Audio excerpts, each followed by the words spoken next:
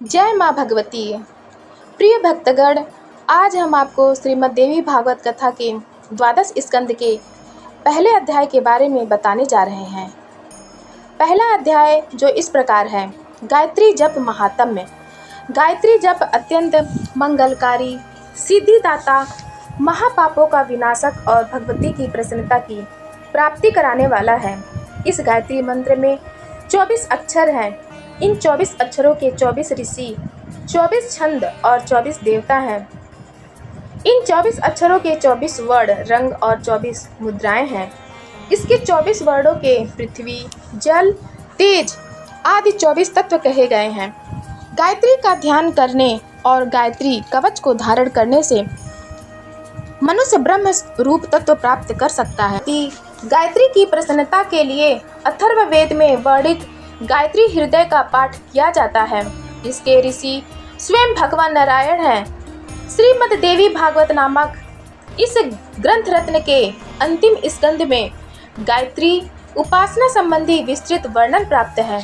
इसके 5वें अध्याय में गायत्री स्तोत्र तथा 6ठे अध्याय में भगवती गायत्री के सहस्त्र नामों वाला गायत्री सहस्त्र नाम स्तोत्र दिया गया है। यह महान उन्नति कारक है और भाग्योदय कराने वाला है। परंतु देवी मंत्र के जप का अधिकार बिना दीक्षा के प्राप्त नहीं होता। अतः आगे 7वें अध्याय में दीक्षा विधि का सविस्तार वर्णन किया गया है।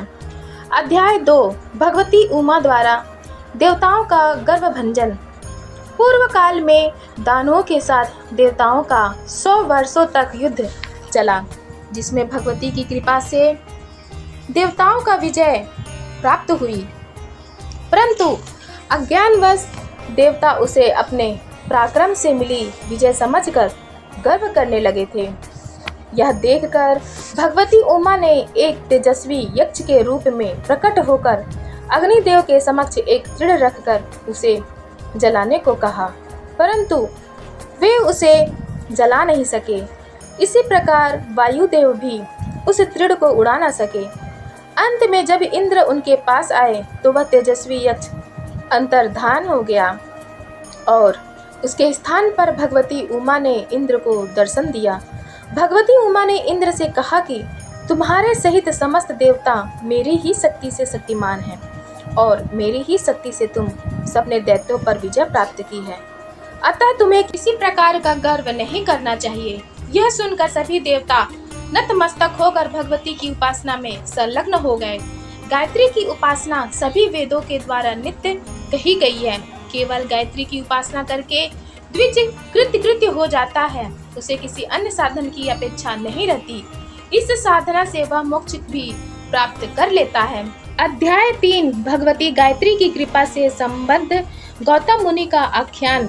एक बार 15 वर्षों की अनावृष्टि से अत्यंत विनाशकारी दुर्भिक्ष की स्थिति उत्पन्न हो गई। घर घर में सौओं के ढेर लग गए। ऐसे समय में बहुत से ब्राह्मणों ने मिलकर विचार किया कि हमें गौतम मुनि के आश्रम में चलना चाहिए, क्योंकि भगवती गायत्री की कृपा से गौतम मुनि के आश्रम में इस समय भी सुभिक्ष है। इस प्रकार आपस में विचार विमर्श कर सभी ब्राह्मण गौतम मुनि के आश्रम में पहुँचे।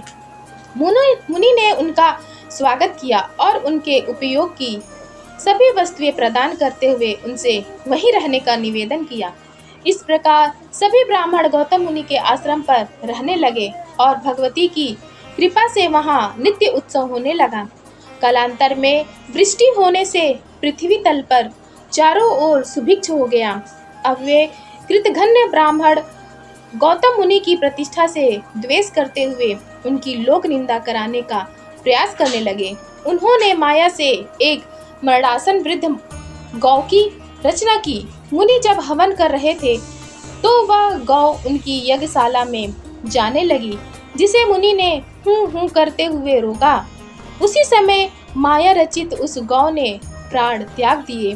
तब वे कृतघ्न ब्राह्मण उन मुनि श्रेष्ठ गौतम पर गो हत्या लगाने लगे। आश्चर्यचकित गौतम मुनि ने समाधि में स्थित हो जब इस घटना पर विचार किया तो उन्हें सारी सच्चाई पता चल गई। तब तो उन मुनि श्रेष्ठ ने क्रुद्ध होकर उन कृतघ्न ब्राह्मणों को शाप देते हुए कहा, अधम ब्राह्मणों, तुम लोग वेद माता गायत्री की उपासना, ध्यान और उनके मंत्र जप से सर्वथा विमुख हो जाओ। वेद और स्मृतियां तुम्हें विस्मृत हो जाएं। शाप दग्ध वे ब्राह्मण वेदों और स्मृतियों को भूल गए। गायत्री मंत्र भी उन्हें विस्मृत हो गया। तब वे सभी ब्राह्मण एकत्र होकर पश्चाताप करने लगे और मुनिवर गौतम से प्रसन्न होने की बार बार प्रार्थना करने लगे। करुणार्ध होकर गौतम मुनि ने कहा, मेरे द्वारा कही गई सारी बातें अन्यथा नहीं हो सकती। यदि मेरे शाप से मुक्ति की तुम लोगों की इच्छा है तो तुम सब भगवती गायत्री के चरण कमल की सदा उपासना करो। अध्याय 4 मणिद्वीप धाम का वर्णन। इसके अनंतर व्यास जी ब्रह्मलोक से ऊपर के भाग में स्थित मणिद्वीप का वर्णन करते हैं, जहाँ भगवती स्वयं विराजमान रहती हैं। जिस प्रकार भगवान शिव का लोक कैलाश, विष्णु का वैकुंठ और गोलोक है, उससे भी श्रेष्ठ धाम पराम्बा भगवती का धाम मणिद्वीप है। यह मणिद्वीप तीनों लोकों का छत्र स्वरूप है। तीनों लोकों में इससे सुंदर कुछ भी नहीं है, इसीलिए इसे सर्वलोक कहा गया है। इस मणिद्वीप के स्मरण मात्र से संपूर्ण पाप शीघ्र ही नष्ट हो जाते हैं और मृत्यु काल में इसका स्मरण हो जाने पर प्राणी उसी पुरी को प्राप्त हो जाता है। इस स्कंद के 10वें, 11वें एवं 12वें अध्याय में देवी के धाम इस मणिद्वीप का विस्तृत वर्णन किया गया है। अध्याय 5 श्रीमद् देवी भागवत महापुराण का महात्म्य। श्रीमद् देवी भागवत महापुराण परम पवित्र तथा वेदों का सार स्वरूप है। इसके पढ़ने सुनने से वेद पाठ के समान फल की प्राप्ति होती है। वैष्णव, शैव, सौर और गणेश भक्तों को भी चारों नवरात्रों में इस पुराण का पाठ करना चाहिए। इससे उनके इष्ट देवों की शक्तियाँ उन पर प्रसन्न रहती हैं। सर्पदंश के कारण राजा परीक्षित अपमृत्यु को प्राप्त हुए थे, परंतु उनके पुत्र जन्मेजय ने इस पुराण का श्रवण किया था, जिसके पुण्य से राजा परीक्षित भगवती जगदम्बा के लोक मणिद्वीप को चले गए। इस पुराण की जितनी महिमा कही जाए कम ही है। संक्षेप में यह पुराण संसार सागर से पार करने के लिए नौका स्वरूप है। यहाँ पर श्रीमद् देवी भागवत महापुराण का समापन होता है। कथा अच्छी लगी हो तब आप हमारे चैनल सनातन कथा संग्रह को लाइक करें, शेयर करें और सब्सक्राइब करें। धन्यवाद।